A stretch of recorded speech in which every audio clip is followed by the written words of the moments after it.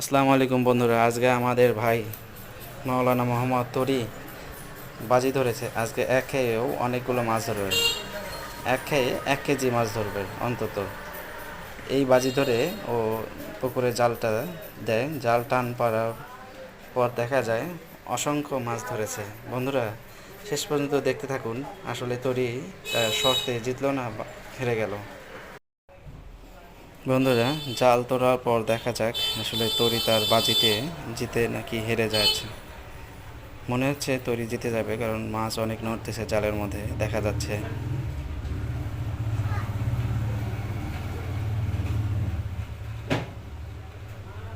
এই দেখুন বন্ধুরা, অসংখ্য মাছ ধরা পড়েছে। তরি তার সত্ত্বে জিতে গেছে। তরি সত্ত্বে সে 1 কেজি মিষ্টি পাবে। তাহলে 1 কেজি মিষ্টি অবশ্যই তরি পেয়ে গেল। দেখছেন কত সুন্দর সুন্দর মাছগুলো ধরা পড়ছে তরির জালে।